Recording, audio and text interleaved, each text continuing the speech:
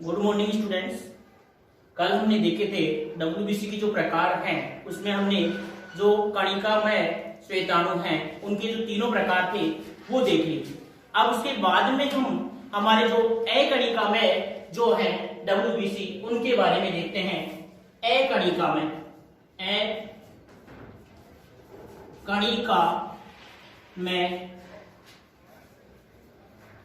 श्वेताणु, अकणिकामय श्वेताणु या इसका दूसरा नाम जो हम लेते हैं वो क्या है?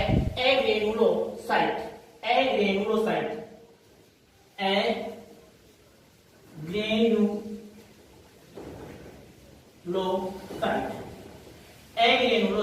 इसका दूसरा नाम क्या है? एग्रेनुलोसाइट है। इसके बारे में हम देखते हैं। अब इसके बारे में हमने देखा कि ये दो प्रकार की होती है। कितने प्रकार की होती है? ये दो प्रकार की होती है। नंबर एक पर आती है मोनोसाइट। नंबर एक पर क्या आता है? मोनोसाइट। मोनोसाइट या इसको बोलते हैं एक केंद्रकाणु, या इसको क्या दूसरा नाम है इसका? एक केंद्रकाणु। तो इसको लिखेंगे मोनोसाइट या एक केंद्रकाणु, और इसमें लिखेंगे इसमें एक केंद्रक है। इसमें एक केंद्रक पाया जाता है। कैसा? सेम के बीच की आकृति का। इसमें एक केंद्रक होता है और वो कैसा होता है? सेम के बीच की आकृति का इसमें केंद्रक होता है। सेम के बीच की आकृति का इसमें केंद्रक पाया जाता है। ऐसा इसमें केंद्रक होता है। ये इसका क्या है? केंद्रक। कैसा? सेम के बीच की आकृति का। ये हमारी कौन सी है? मोनोसाइट या एक केंद्रकाणु है। मोनोसाइट या एक केंद्रकाणु है। अब उसके बाद में हम देखते हैं कि ये क्या होती है? सेम के बीच की आकृति की हैं, और ये रक्त से किस में आएंगी? उत्तकों में। और रक्त से उत्तकों में आकर ये बड़े आकार की हो जाती हैं। तो आइए लिखेंगे, ये रक्त से उत्तकों में आकर बड़े आकार की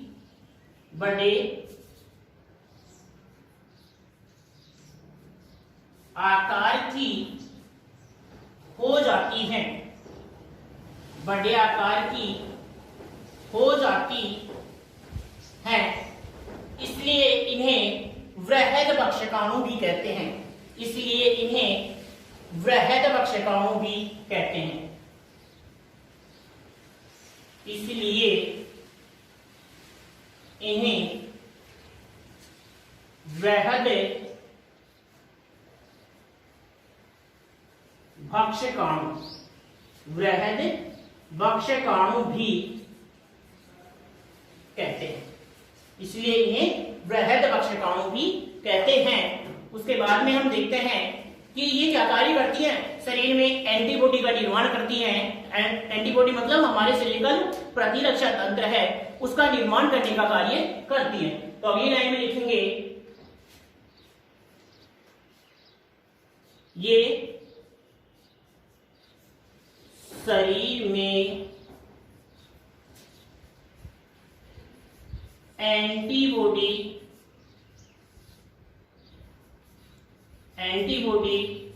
निर्माण कर प्रतिरक्षा तंत्र का विकास करती हैं। एंटीबॉडी निर्माण कर प्रतिरक्षा तंत्र का विकास करती हैं।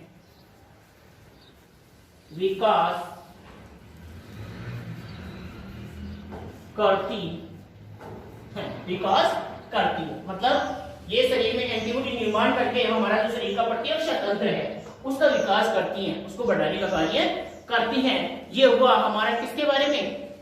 इसके बारे में मोनोसाइट या एक केंद्रकाणु के बारे में। और फिर लिखेंगे नीचे, ये कुल डब्ल्यूबीसी का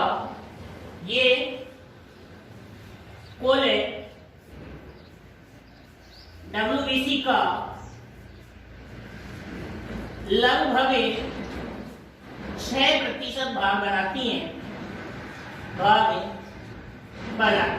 कुल डब्ल्यूबीसी का कितना परसेंट? 6% भाग बनाती है। मतलब कुल डब्ल्यूबीसी की 6% ये पाई जाती है। कौन सी? मोनोसाइट या एक केंद्रकाणु। और इन ये बड़े आकार की होती हैं और इनका आकार होता है 12 से 15 म्यू। ये भी लिख लेंगे। ये बड़े आकार की होती हैं, ये बड़े आकार की होती हैं, ये बड़े आकार की होती हैं एवं इनका आकार 12 से 15 म्यू होता है। क्या लिख रहा हूं? इनका आकार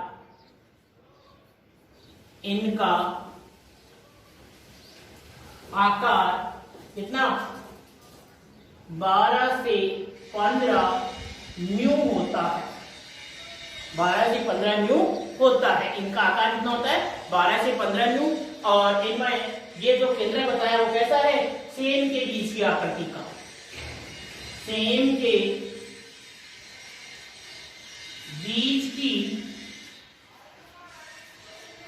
आकृति का केंद्र, सेम के बीच की आकृति का क्या पाया जाता है? इसमें केंद्र पाया जाता है।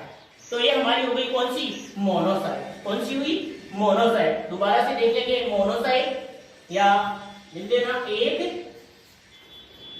केंद्रकाणु, एक केंद्रकाणु। एकड़िका में का मतलब है जिनके जो कोशिका द्रव्य में कणिकाएं नहीं पाई जाती हैं, इसको एग्रेनोसाइट भी कहते हैं। मोनोसाइट या एक केंद्रकाणु है। फिर ये क्या है कि इनमें जो बड़े आकार की कोशिकाएं हैं और इनका केंद्रक से इनके बीच की आकृति का होता है। ये रक्त से ऊतकों में आकर बड़े आकार की होती है, इसलिए इन्हें क्या नाम दिया गया है? वृहद बक्षकाणु भी कहते हैं। क्या कहते हैं? वृहद बक्षकाणु भी इनको कहा गया है। उसके बाद में ये शरीर में एंटीबॉडी का निर्माण करके हमारा प्रतिरक्षा तंत्र उसका विकास करती हैं। फिर ये कुल डब्ल्यूबीसी का लगभग 6% भाग बनाती हैं। ये बड़े आकार की होती हैं। इनका आकार कितना? 12 से 15 म्यू होता है। अब हम देखते हैं लिम्फोसाइट या लसीकाणु। दूसरी ये देख लिया, इसी को कोई दिक्कत है तो अगला हम देखते हैं लिम्फोसाइट या लसीकाणु।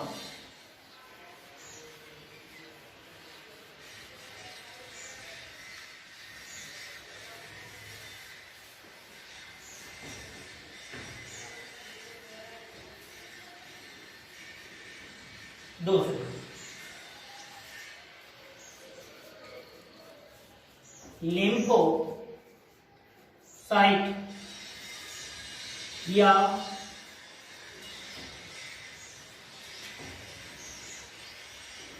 लसीकाणु। लिम्फोसाइट या लसीकाणु, लिम्फोसाइट या लसीकाणु, ये हमारा दूसरा पॉइंट है। डालेंगे लिम्फोसाइट या लसीकाणु दूसरा। अब इनमें क्या बताया गया है कि पहले इसकी संरचना बना ले। ये कोशिका होती है बड़े आकार की और इसमें बड़े आकार का केंद्रक होता है, मतलब इनका केंद्रक बड़ा और गोल होता है। इसमें तो केंद्रक शेल के बीच की आकृति का था और इसका केंद्रक होता है वो बड़ा और गोल, बड़ा और गोल केंद्रक होता है। इनमें जो ये केंद्रक है वो कैसा होता है? बड़ा और गोल। तो ये इनका क्या है? केंद्रक। केंद्र कैसा है? बड़ा और गोल, बड़ा और गोल। तो ये लिख लेंगे कि इनमें केंद्रक बड़ा और गोल होता है।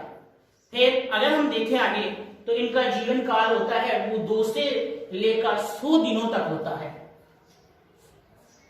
आगे लिखेंगे इनका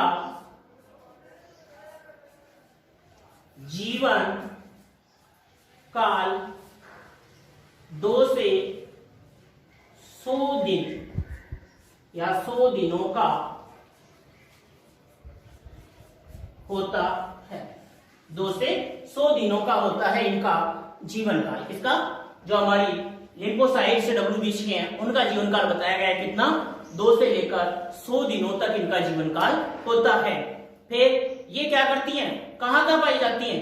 रुधिर में पाई जाती हैं, लसिका में पाई जाती हैं और इसके अलावा ये ऊतकों में भी पाई जाती हैं। तो ये आगे लिखेंगे, ये रुधिर लसिका के अलावा उत्तकों में भी पाई जाती है। उत्तकों में भी पाई जाती है मतलब ये रुधिर व लसिका के अलावा क्या पाई जाती हैं, शरीर के उत्तकों में भी पाई जाती है। रुधिर में पाई जाती है, लसिका में पाई जाती है, और इसके अलावा जो शरीर के उत्तक हैं उनमें भी पाई जाती है। मतलब रुधिर ऐसे लिख सकते हो, रुधिर के अलावा ये लसिका उत्तकों में भी पाई जाती है, ऐसे भी लिख सकते हो इसको कि रुधिर के अलावा ये लसिका और उत्तकों में पाई जाती हैं। फिर ये दो प्रकार की होती है। हमारी जो ये लिम्फोसाइट्स हैं इनके प्रकार देखें तो आगे वाले लाइन में लिखेंगे ये दो प्रकार की होती हैं। ये कितने प्रकार की होती हैं, दो प्रकार की होती हैं, टी लिम्फोसाइट और बी लिम्फोसाइट। टी लिम्फोसाइट और बी लिम्फोसाइट। तो यहां तक लिखिए पहले लिम्फोसाइट लसिकाणु, ये कोशिकाएं हैं, इनका केंद्रक बड़ा और गोल होता है, इनका जीवन काल बता दिया गया। ये रुधिर के अलावा लसिका और उत्तकों में पाई जाती हैं और ये दो प्रकार की होती हैं, बी लिम्फोसाइट और टी लिम्फोसाइट, या उसको बोलते हैं हम बी लसिकाणु या और टी लसिकाणु। देखते हैं हम आगे इसके जो प्रकार हैं वो बी लसिकाणु और टी लसिकाणु या बी लिम्फोसाइट और टी लिम्फोसाइट। देखो बी लिम्फोसाइट और टी लिम्फोसाइट, पहली है बी लिम्फोसाइट, बी लिम्फोसाइट, और जो दूसरी है वो है हमारी टी लिम्फोसाइट, बी लिम्फोसाइट और टी लिम्फोसाइट। देखो इनको बी लिम्फोसाइट और टी लिम्फोसाइट नाम क्यों दिया गया है, B for bone marrow, B for bone marrow, bone marrow का मतलब होता है अस्थि मज्जा, और T for thymus, T for thymus. तो हम क्या कहेंगे कि बी लिम्फोसाइट, इनको नाम बी लिम्फोसाइट क्यों कहा गया है कि इनका निर्माण, आगे लिख लेंगे, इनका निर्माण अस्थि मज्जा से होता है, अस्थि मज्जा, इनका निर्माण किससे होता है, अस्थि मज्जा से होता है। और T lymphocyte, T for thymus, T for thymus, B for bone marrow, अस्थि मज्जा। तो इसमें क्या लिखेंगे, इनका निर्माण थाइमस में होता है, थाइमस, इनका निर्माण थाइमस में होता है या थाइमस से होता है, ऐसे लिख सकते हो, थाइमस से होता है। तो थाइमस से हुआ है इसलिए इसको नाम दिया टी लिम्फोसाइट, इसका अस्थि मज्जा, इसको अंग्रेजी में बोन मेरो कहते हैं, इसलिए इसको क्या नाम दिया गया, बी लिम्फोसाइट। फिर आगे लिखेंगे कि ये जो टी लिम्फोसाइट है वो भी दो प्रकार की होती है। कौन कौन सी, जो मैंने आपको एक कणिका में अंतर बताया था उसमें नीचे लिखा है भी था, कौन सी, T4 और T8, कौन कौन सी, T4 और T8। देखो तो आगे लाइन में लिखेंगे T lymphocyte, T lymphocyte, T lymphocyte दो प्रकार की होती हैं, दो प्रकार की होती है। टी लिम्फोसाइट दो प्रकार की होती है, कौन कौन सी, देखो एक तो होती है T4 जिसको बोलते हैं सहायक, और एक होती है T8 जिसको बोलते हैं मारक। तो हमारी T4 ऐसे लगाकर क्या होती है, ये सहायक, सहायक, और एक दूसरे नंबर पर है T8 और इसको क्या बोलते हैं, मारक। क्या बोलते हैं, मारक, मतलब मारक लसिकाणु और सहायक लसिकाणु। चित्र ये हमने बताया दिया था, उसका आगे गोलाकार केंद्र होता है, बड़े आकार का केंद्र होता है। अब उसके बाद में हम कुछ इसके मुख्य बिंदु हैं और उनसे जो प्रश्न होता है कंपटीशन एग्जाम का वो आता है यहाँ से 100%। तो वो देखते हैं हम, कुछ इसके मुख्य बिंदु वो नोट करा करके लिखते हैं हम। तो यहाँ तक किसी को दिक्कत हो तो आप कमेंट्स में बता सकते हैं, किसी को भी कोई समस्या आ रही हो कि समझ में सही नहीं आ रहा है तो आप कमेंट्स करके बता सकते हैं। अब हम आप लगाएंगे नोट, और नोट लगा करके लिखेंगे कि हम ये बता रहे हैं अलग अलग रोगों में कि कौन से रोग में कौन सी जो हमारी प्रतिरक्षा है उसमें किस किस की कमी या अधिकता होती है। तो उसमें हम लिखते हैं कि एड्स रोग जो होता है हमारा, कौन सा रोग, एड्स। नोट नंबर 1, एड्स रोग में टी सहायक कौन सी थी, टी4। टी सहायक कौन सी थी, टी4। तो टी सहायक कोशिका है उनकी संख्या में क्या होती है, कमी आ जाती है। टी सहायक कोशिका की संख्या में क्या आ जाती है, कमी। टी सहायक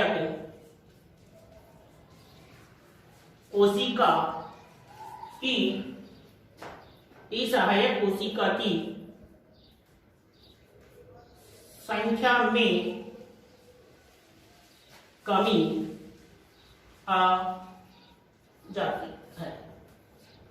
ये सहायक कोशिकाओं की संख्या में कमी आ जाती है। कौन से रोग में, एड्स रोग में। कौन से रोग में, एड्स रोग में। थोड़ी सी मैं बता देता हूं आपको, यहाँ पर वैसे हम रोग पढ़ेंगे उनमें देखेंगे, लेकिन मैं यहाँ पर थोड़ी सी जानकारी दे देता हूँ। एड्स होता क्या है, एड्स एक विषाणु जनित रोग है। एड्स क्या है, विषाणु या वायरस जनित रोग है, जो किसके कारण होता है, HIV वायरस के कारण होता है। किसके कारण होता है, HIV वायरस के कारण। एड्स इसका पूरा नाम है एक्वायर्ड इम्यूनोडेफिशिएंसी सिंड्रोम। लिख सकते हो, एक्वायर्ड इम्यूनोडेफिशिएंसी सिंड्रोम। और ये जो है किसके कारण होता है, HIV वायरस के कारण। HIV वायरस के कारण, यानी एक वायरस है ह्यूमन इम्यूनो वायरस, इस वायरस के कारण ये रोग होता है। अब इस रोग का जो ये HIV वायरस है वो कौन सा प्रकार का वायरस है, रिट्रो वायरस है। कौन सा वायरस है, रिट्रो वायरस। देखो रिट्रो वायरस क्यों कहते हैं, क्योंकि ये जो HIV वायरस है उसमें जो RNA पाया जाता है, एकालजु की जो RNA, उस RNA में क्या होती है, RNA में DNA बनाने की क्षमता होती है। क्या होती है, DNA बनाने। DNA से RNA बनता है, वो तो सीधी प्रक्रिया है और उसको हम अनुलेखन बोलते हैं, ट्रांसक्रिप्शन कहते हैं। लेकिन ये रिवर्स ट्रांसक्रिप्शन हो रहा है, RNA से वापस DNA बन रहा है। बल्कि सूचनाओं का जो सेंट्रल डोग्मा सिद्धांत हम पढ़ते हैं, जो मोलिकुलर बायोलॉजी हम पढ़ेंगे उसमें देखेंगे, जो जैव अणु पढ़ेंगे उसमें देखेंगे हम इसकी डिटेल कि किस प्रकार से होता है। तो अब क्या होता क्या है, पहले तो ये कि एड्स कोई रोग या इसके कोई लक्षण है वो हमें दिखाई नहीं, मतलब एड्स कोई रोग दिखता नहीं है। धीरे धीरे क्या करता है, ये हमारी जो प्रतिरक्षा तंत्र है, जैसे टी सहायक कोशिकाएं हैं, उन सेल्स को मारने का कार्य करता है। और स्वयं व्यक्ति क्या होता है कि सामान्य से सामान्य रोग से क्या हो जाता है, ग्रसित हो जाता है और एक रोगों का समूह बन जाता है। क्या हो जाता है, रोगों का समूह बन जाता है। और उसे इलाज के दौरान भी, मतलब उसे कितना ही इलाज दिया जाए, लेकिन फिर भी वो क्या नहीं होता है, व्यक्ति ठीक नहीं होता है और आगे से आगे उसके रोग बढ़ते जाते हैं और एक समय आता है कि उस व्यक्ति की हो जाती है, मृत्यु हो जाती है। तो ये एड्स रोग है। तो यहाँ पर तो हमें मुख्य चीज ये ध्यान देनी है कि एड्स रोग में होता क्या है, लिम्फोसाइट्स कम होती है और वो भी कौन सी, टी सहायक कोशिका। टी सहायक जो कोशिकाएं हैं उनकी संख्या में कमी आती है। कौन से रोग में, एड्स रोग में। उसके बाद में हम देखें कि WBC की संख्या कम या WBC की संख्या ज्यादा। तो WBC की संख्या अगर सामान्य से कम हो जाती है तो उसको बोलते हैं ल्यूकोपीनिया। क्या बोलते हैं उसको, ल्यूकोपीनिया। तो अगली लाइन में लिखेंगे क्या कि WBC की संख्या में कमी को क्या बोलते हैं, ल्यूकोपीनिया। दूसरा नोट ये हो गया, WBC की संख्या में कमी को, WBC की संख्या में कमी को डैश लगा देना और फिर लिखना, क्या बोलते हैं, ल्यूकोपीनिया। ल्यूकोपीनिया कहते हैं। क्या बोलते हैं, WBC की संख्या में कमी को ल्यूकोपीनिया कहते हैं। और अगर WBC की संख्या में वृद्धि हो जाए तो उसको बोलते हैं ल्यूकोसाइटोसिस। तो तीसरा बिंदु है WBC की WBC की संख्या में वृद्धि को डैश लगा करके लिखेंगे ल्यूकोसाइटोसिस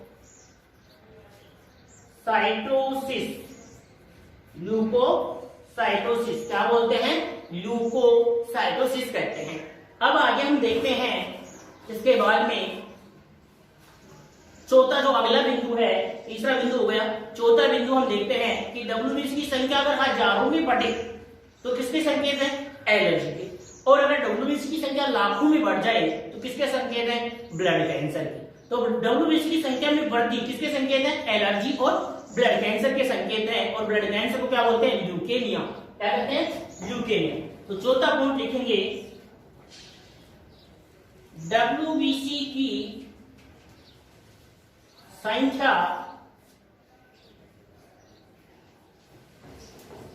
हजारों में बढ़ने पर डैश लगा के लिखेंगे एलर्जी के संकेत। WBC की संख्या हजारों में बढ़ने पर किसके संकेत होंगे? एलर्जी के संकेत। एलर्जी के समय में WBC बढ़ जाती है लेकिन हजारों में ही बढ़ेगी। अगला लिखेंगे कि WBC की संख्या लाखों में बढ़ने पर WBC की संख्या लाखों में बढ़ने पर किसके संकेत होंगे? ब्लड कैंसर के। किसके संकेत होंगे? ब्लड कैंसर के। और उसको बोलते हैं क्या? ल्यूकेमिया। क्या बोलते हैं उसको? ल्यूकेमिया। ल्यूकेमिया। ल्यूकेमिया। और कोष्टक में लिख लेंगे क्या? Blood cancer. क्या कहते हैं उसको? ब्लड कैंसर के संकेत। तो ये हो गई हमारी WBC पूरी। क्या हो गई? WBC पूरी। तो हमने WBC के बारे में देख लिया। अब इसके बाद में हमारी जो तीसरी प्रकार की जो कणिकाएं हैं, तीसरे प्रकार की जो कणिकाएं हैं वो कणिकाएं आती हैं कौन सी? प्लेटलेट्स। कौन सी आती है? प्लेटलेट्स। देखो प्लेटलेट्स तीसरे प्रकार की कणिकाएं हैं प्लेटलेट्स।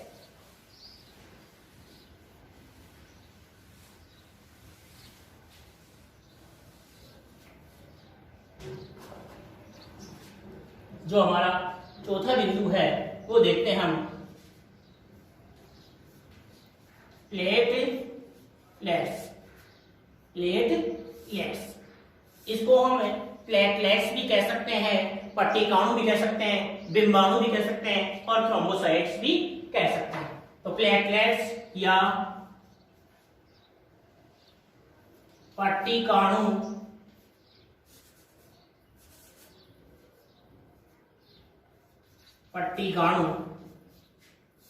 या बिंबाणु या थ्रोम्बोसाइट्स। क्या कहेंगे? थ्रोम्बोसाइट्स। ये इसके क्या है? नाम। मतलब हम इनको प्लेटलेट्स, पट्टिकाणु, बिंबाणु या थ्रोम्बोसाइट्स हम इनको कहते हैं। अब उसके बाद में हम देखते हैं आगे कि ये क्या होती हैं? बहुत ही छोटी होती हैं। ये क्या होती हैं? बहुत ही छोटी होती हैं, अनियमित आकार की होती हैं। इनका आकार कैसा भी हो सकता है, इनका आकार कैसा भी हो सकता है, ये बना सकते हो। अनियमित आकार की केंद्रक रहित बहुत छोटी कणिकाएं होती हैं। तो इसमें क्या लिखा है? सबसे पहली लाइन लिखेंगे ये बहुत छोटे आकार की होती हैं। कोष्टक में लिख लेंगे 2 से 4 म्यू। ये बहुत ही छोटी होती है। ये बहुत छोटे होते हैं। ये बहुत छोटे होते हैं। ये बहुत ही छोटे होते हैं। कोष्टक में लिख सकते हो 2 से 4 म्यू। इनका व्यास बताया गया है कितना? 2 से 4 म्यू इनका क्या होता है? व्यास होता है। फिर ये अनियमित आकार और आकृति के छोटे छोटे टुकड़े होते हैं इसके। ये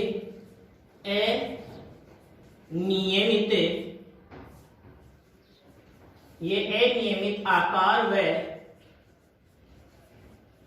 आकृति की होती है। ये अनियमित आकार व आकृति की होती है, मतलब इनका अनियमित आकार और क्या होता है, आकृति होती है।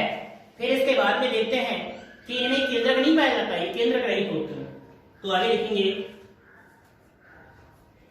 इनमें केंद्रक का अभाव होता है। इनमें केंद्रक का अभाव होता है। इनमें केंद्रक का क्या होता है, अभाव होता है। फिर इसके बाद में हम देखेंगे कि इनकी जो संख्या है वो होती है कितनी, 1.5 से 3.5 लाख प्रति घन मिलीमीटर। तो इनकी संख्या 1.5 से 3.5 लाख प्रति घन मिलीमीटर, प्रति घन मिलीमीटर। फिर आगे हम देखें कि इनका निर्माण कहाँ होता है, तो इनका निर्माण होता है अस्थि मज्जा में। इनका निर्माण अस्थि मज्जा से होता है। इनका निर्माण अस्थि मज्जा से होता है। इनका निर्माण अस्थि मज्जा से होता है। फिर हम देखें कि इनका जीवन काल कितना होता है, तो इनका जीवन काल होता है 5 से 7 दिन का। इनका जीवन काल 5 से 7 दिन का होता है, दिन का होता है। इनका जीवन काल 5 से 7 दिन का होता है। फिर इनका कार्य क्या है, ये रक्त स्पंदन में सहायक होती हैं। ये रक्त स्पंदन में सहायक होती हैं।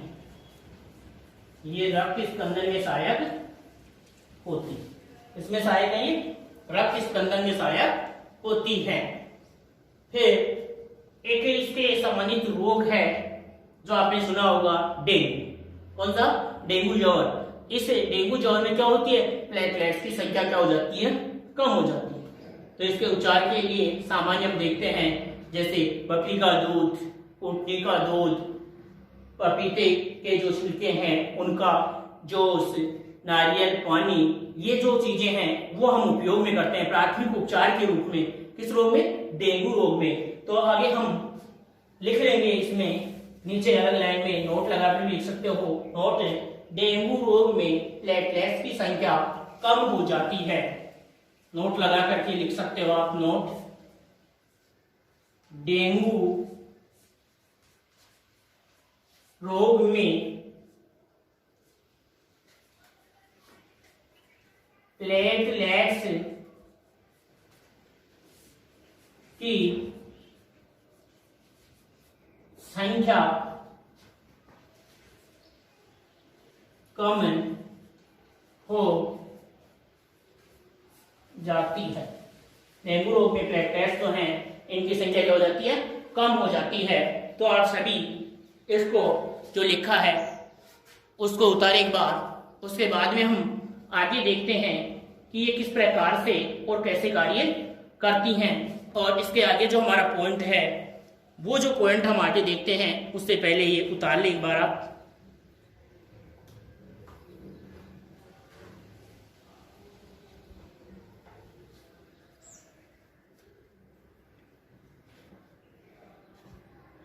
सबने उतार लिया, तो हम आगे देखते हैं। इसके बाद में जो हमारा अगला पॉइंट है, वो पॉइंट हम देखते हैं कि किस प्रकार से ये जो प्लेटलेट्स हैं उसके साथ ही हमारी जो ब्लड है वो ब्लड की जो सामान्य जानकारी है वो हमारी क्या हो गई, पूरी हो गई। तो अब हम देखते हैं कि किस प्रकार से ये जो ब्लड है वो कार्य करता है, रक्त हमारे शरीर में क्या क्या कार्य करता है उसके बारे में देखेंगे। इससे में देखिए डेंगू रोग में प्लेटलेट्स की संख्या कम हो जाती है, ये छोटे होते हैं, एनीमिक आकार आकृति के होते हैं, इसमें केंद्रक का अभाव होता है। ये सब चीजें आप नोट कर लें, बहुत ही इंपॉर्टेंट चीजें हैं। उसके बाद में हम देखते हैं आगे रक्त का कार्य कि जो ये रक्त है वो क्या कार्य करता है और किस प्रकार से कार्य करता है, वो चीज देखते हैं हम। तो अगला पॉइंट डालेंगे, ये लिख लिया, तो रक्त का कार्य, क्या पॉइंट डालेंगे, रक्त का कार्य। ये प्लेटलेट्स की जो संरचना थी वो मैंने बना दी थी आपको, एनीमिक आकार आकृति की होती हैं, केंद्रक रहित कणिकाएं होती हैं। तो उसके बाद में हम देखते हैं ब्लड के कार्य। जो ब्लड है, रक्त है, वो हमारे शरीर में क्या क्या कार्य करता है वो देखेंगे। तो रक्त के कार्य में देखो, सबसे पहले रक्त का कार्य क्या होता है, ऑक्सीजन का परिवहन। तो पॉइंट तो हमारा है क्या, रक्त के कार्य, रक्त के कार्य। उसमें पहला लिखेंगे O2 का परिवहन, O2 का परिवहन। इसमें लिख लेंगे कि रक्त ऑक्सी हीमोग्लोबिन के रूप में ऑक्सीजन का परिवहन करता है। यानी क्या होता है, O2 जुड़ती है किससे, हीमोग्लोबिन से, तो Hb प्लस और O2, चार O2 क्या जुड़ते हैं ये हमने देख लिया था, और हमारे पास बन जाता है क्या, Hb और O2, क्या बन गया, Hb और O2, जिसको हम बोलते हैं क्या, ऑक्सी हीमोग्लोबिन। क्या बोलते हैं, Hb O2 का होल और इसको कोष्टक में लिख लेंगे, क्या कहते हैं इसको, ऑक्सी हीमोग्लोबिन, ऑक्सी हीमोग्लोबिन। तो ये ऑक्सीजन का परिवहन करता है, पहला कार्य हो गया इसका क्या, ऑक्सीजन का परिवहन। उसके बाद में हम दूसरा करते हैं O2 का, ये सॉरी O2 का हो गया CO2 का परिवहन, CO2 का परिवहन। तो ये भी लिख देंगे आप क्या, कि रक्त ऊतक या कोशिकाओं से CO2 को फेफड़ों तक परिवहन करता है या पहुंचाने का कार्य भी करता है। उसके बाद में हम इसका जो तीसरा कार्य देखते हैं, वो तीसरा कार्य क्या है, हार्मोनों का सेवन। क्या है, तीसरा कार्य लिखेंगे हार्मोनों का सेवन। क्या लिखेंगे, हार्मोनों का सेवन।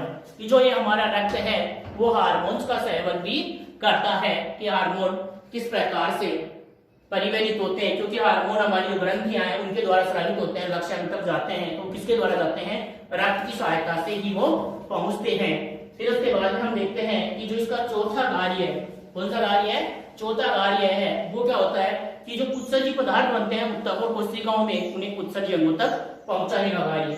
तो अगला कार्य लिख देंगे उत्सर्जी पदार्थों का सेवन। और इसमें लिखेंगे तो क्या लिखेंगे, कि रक्त के द्वारा ही ऊतक एवं कोशिकाओं में बने हुए उत्सर्जी उत्सर्जी अंगों तक पहुंचते हैं। जैसे उत्सर्जी पदार्थों का वृक्कों तक पहुंचना, किडनी तक पहुंचना, तो कौन पहुंचाता है, रक्त पहुंचाता है। फिर पचित भोजन का वितरण, पांचवा कार्य क्या है, पचित भोजन का वितरण, पचित भोजन का वितरण, कि हमारे जो आहार नाल में भोजन पचित हो जाता है, उस पचित भोजन को भी अवशोषित करके रक्त के द्वारा ही क्या किया जाता है, शरीर के विभिन्न भागों तक जहां आवश्यकता है, जिन ऊतकों में आवश्यकता है वहां तक पहुंचाया जाता है। तो पचित भोजन के वितरण का कार्य भी करता है। उसके बाद में अगला कार्य है रोगों से बचाव। रोगों से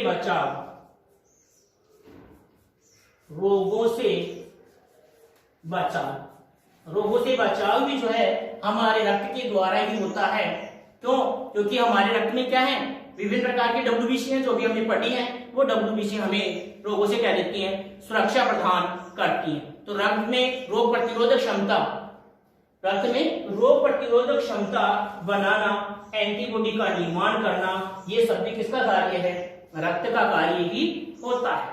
इसके बाद में है शरीर में चोटों की मरम्मत करना। अगला कार्य है चोटों की मरम्मत करना, कि हमारे शरीर में कोई भी चोट लग जाए तो उस चोट की जो मरम्मत है वो भी किसके द्वारा होती है, रक्त के द्वारा ही होती है। इस शरीर में कोई भी चोट हो तो उस चोट की जो मरम्मत करते हैं वो भी किसके द्वारा होती है, रक्त के द्वारा ही होती है। और इसमें विशेष भूमिका किसकी होती है, चोटों की मरम्मत में WBC की विशेष भूमिका होती है। लिख सकते हो WBC की विशेष भूमिका होती है, WBC की विशेष भूमिका होती है। फिर हम इसके बाद में आगे देखते हैं रक्त का थक्का बनना। आठवां जो कार्य है वो है रक्त का थक्का बनना। जो हमारे शरीर में रक्त स्पंदन की क्रिया होती है, रक्त का थक्का बनना होता है, रक्त बहने से रुकता है, वो कार्य किसके द्वारा होता है, रक्त के द्वारा ही होता है। फिर अगला कार्य जो है वो हम देखते हैं, इसका यहां लिखते हैं हम, जो 9वां कार्य है वो क्या है, दैहिक ताप का नियमन, मतलब हमारे शरीर का तापमान समान बनाए रखने में।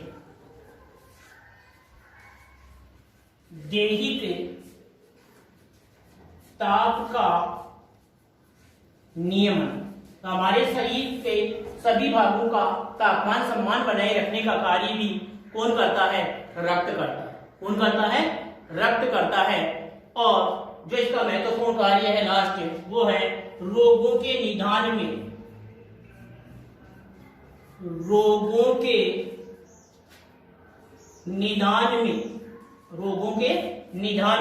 निदान में भी इसका कार्य होता है रक्त का।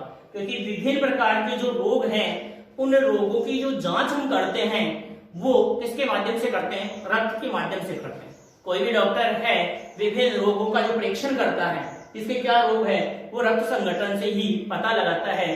तो ये जो रक्त है वो हमारे शरीर में विभिन्न रोगों के निदान में भी क्या होता है, उपयोगी होता है। तो ये हमारे क्या हो गए, रक्त के कार्य हो गए। कितने कार्य हुए, 10। सबसे पहला कार्य था O2 का परिवहन, दूसरा कार्य है CO2 का परिवहन, तीसरा कार्य है हार्मोनों का सेवन, चौथा कार्य है उत्सर्जी पदार्थों का सेवन, पांचवा कार्य पचित भोजन का वितरण, छठवां कार्य रोगों से बचाव, सातवां कार्य चोटों की मरम्मत, और आठवां कार्य है रक्त का थक्का बनाने में, और 9वां कार्य है दैहिक ताप का नियमन करने में, और 10वां कार्य है रोगों के निदान में। तो ये जो हमारा रक्त का संगठन और रक्त के कार्य जो था वो टॉपिक आज क्या हो जाता है पूरा। अब उसके बाद में हम देखते हैं रक्त समूह, ब्लड ग्रुप, रक्त समूह, ब्लड ग्रुप, रक्त समूह के बारे में पढ़ेंगे हम आगे। ब्लड ग्रुप, रक्त समूह, अगला जो हमारा टॉपिक है वो है रक्त समूह, ब्लड ग्रुप, रक्त समूह या ब्लड ग्रुप। रक्त समूह, और ये जो रक्त समूह उसकी खोज की थी लैंडस्टीनर ने, इसकी खोज की थी लैंडस्टीनर ने सन 1900। तो हम अगला टॉपिक पढ़ेंगे हमारा रक्त समूह है। तो हेडिंग डालेंगे रक्त समूह है और उसमें एक लाइन लिख लेंगे क्या, रक्त समूह की खोज लैंडस्टीनर ने 1940, लैंडस्टीनर ने कोष्टक में हुई 1940, लैंडस्टीनर ने की थी। तो आज से इतना ही। कल हम हमारा जो ब्लड ग्रुप है इसमें जो 4 ब्लड ग्रुप हैं वो देखेंगे, RH कारक देखेंगे, इनके कारण असामान्यताएं देखेंगे, कौन व्यक्ति किसको रक्त दे सकता है, कौन सा ब्लड ग्रुप सर्वदाता है, कौन सा सर्वग्राही है। यहाँ से भी इंपॉर्टेंट प्रश्न बनते हैं आपके। तो ये जो ब्लड ग्रुप है वो हम देखेंगे। अगला जो हमारा पार्ट है उसमें अंत में मैं आपको यही संदेश देना चाहूंगा कि आप जो भी विद्यार्थी देख रहे हैं वो इन्हें शुरू से अंत तक हमारा जो वीडियो है वो देखें और नोट्स बनाएं।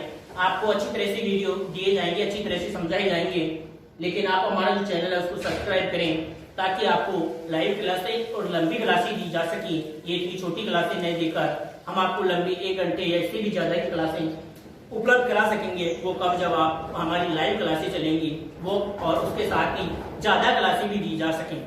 जैसे बाद में एग्रीकल्चर से संबंधित, जेड से संबंधित क्लासें जो हैं वो भी हम 1 तारीख से लगभग बनाने वाले हैं, जिसमें जेड से संबंधित आपको पढ़ाया जाएगा। एजी बायो, एजी केमिस्ट्री और एग्रीकल्चर ये भी आपको पढ़ाए जाएंगे और इसमें महत्वपूर्ण प्रश्न भी लिखवाए जाएंगे।